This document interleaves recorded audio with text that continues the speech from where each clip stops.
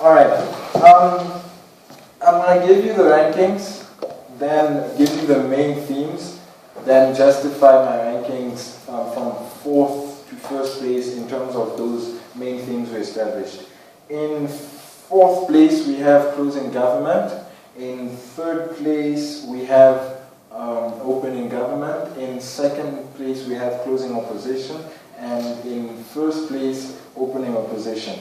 The main themes we established in this debate were mainly, first, the benefits versus the harms analysis.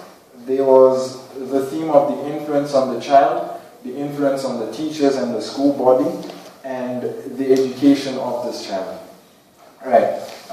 Between the fourth place and the first place, that being CG and OG, what we got from closing government were the arguments of the fact that the child who knows that they have ADHD will suffer a low self-esteem, low self-awareness, low self-esteem in terms of the child feeling like they are less than they actually are. The child will feel bad about themselves, and also low self-awareness. The child is not going to develop as well if they know they have ADHD.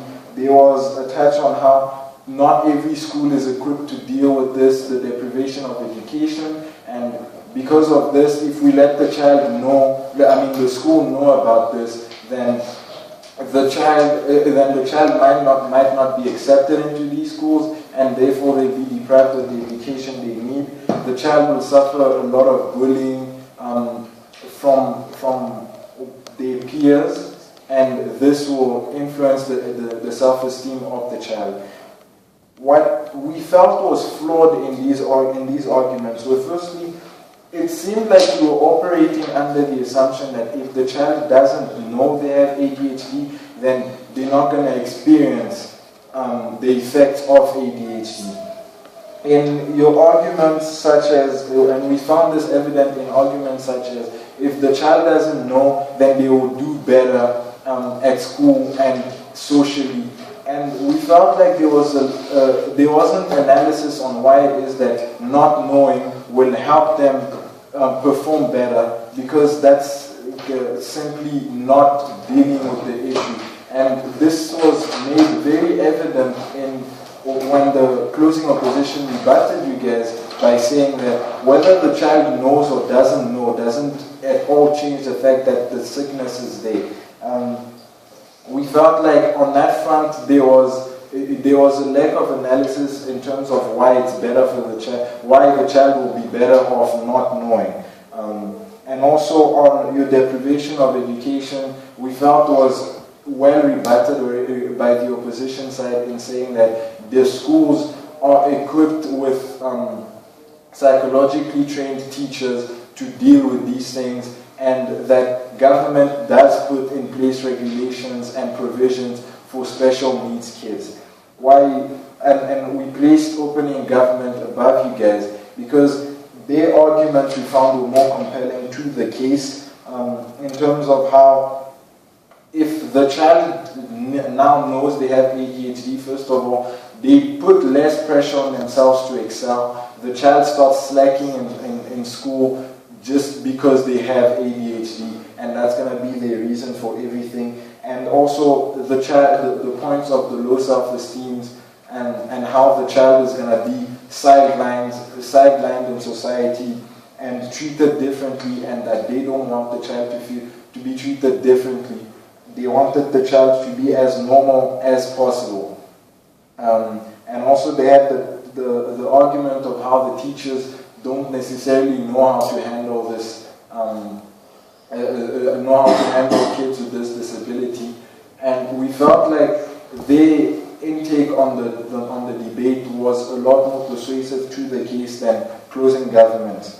Where we started seeing flaws in closing government's case, first of all, in terms of the medication argument and how opening government said that they would disguise the drugs as vitamins to ease the child into taking these medications without asking too many questions.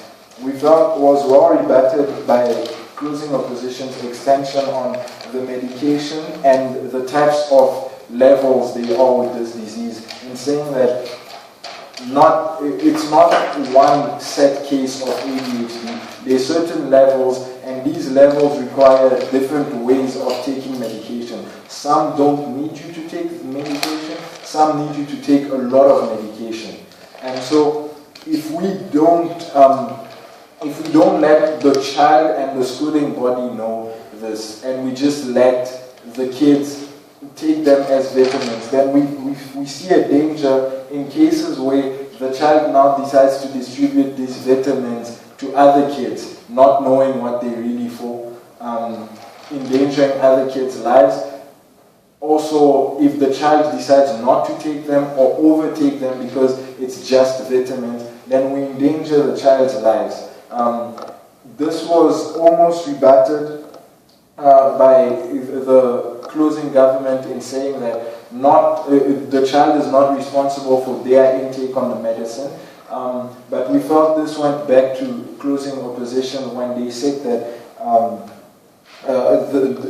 this disease needs some people to take this medication a lot more than other people. And so in some cases they would need to have the medication present during school.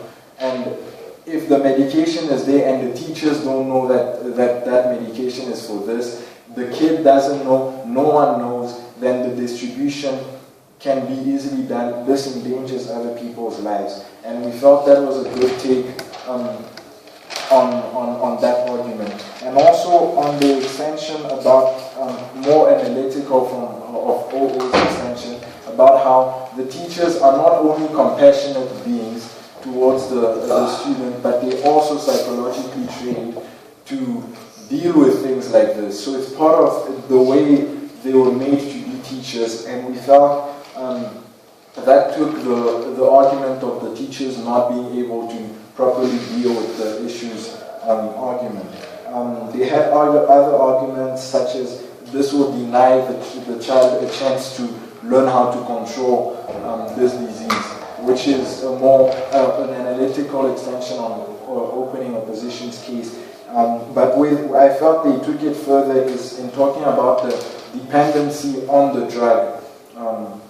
And the more, if your only solution for this is to pump the child with medicine, then you get the child hooked on this medication, and as they grow, their dependency grows, and it's harder for them to get by without the medication. So you make them grow a dependence on this drug, while on the other hand, you could have told them and have them learn to control this disease, and they wouldn't be so dependent on the drugs. And also how in later years, when you have to now disclose this information to the child when they're older, it's going to be harder for them to learn to live with it than if you make them practice control from a young age.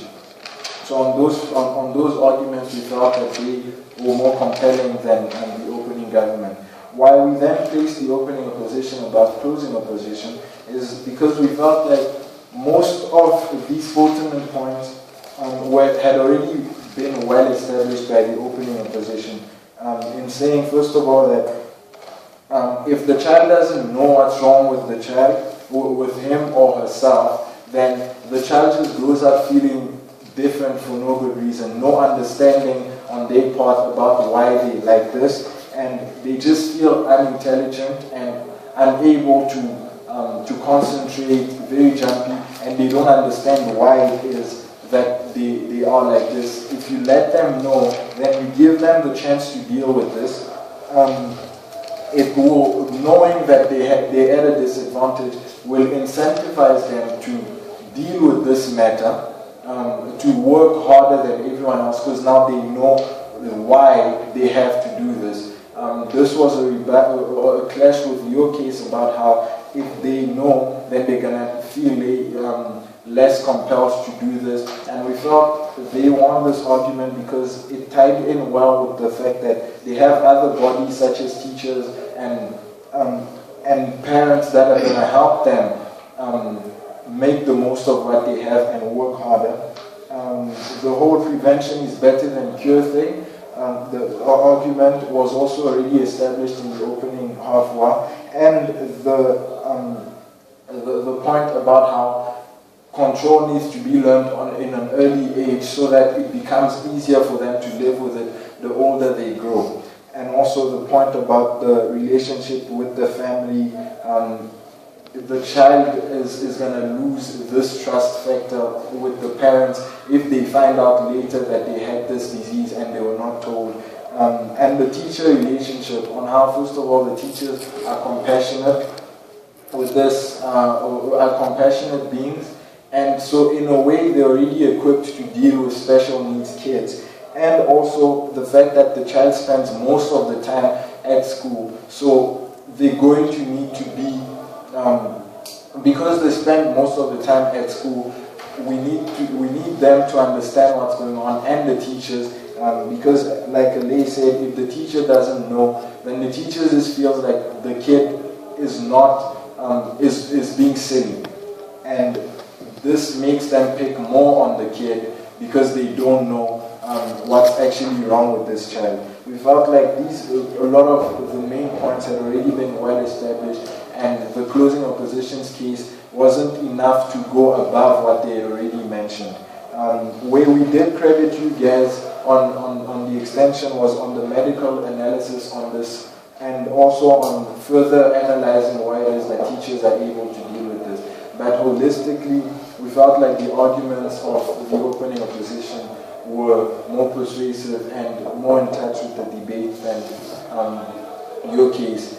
There was also something that was minor that I feel is worth mentioning, is how every other team ran on the assumption that when we disclose this information, we're disclosing it to everyone. And what no one else, especially on the government side, dealt with is the fact that when we disclose this, we disclose it to the child and the teachers. It's not necessarily the other kids that are going to now need to know this. And we felt this was a good thing to mention because it touches a bit on the fact that they're going to be bullied for having this disease, and silent and all those things. And we felt what was also a good touch on them is in explaining that they don't need to disclose this to everyone, they also concede to the fact that either way, because the child is different, whether they know or not, they will be picked on anyway. So on that bullying front, it doesn't change much by not telling them. And then they went on to prove why it's better to tell them in terms of how it will influence their growth, their education, and how the teachers are going to be equipped to handle this. We felt like the benefits of telling outweigh your benefits of not telling the child, and that's why we placed them in first place. You can pause now.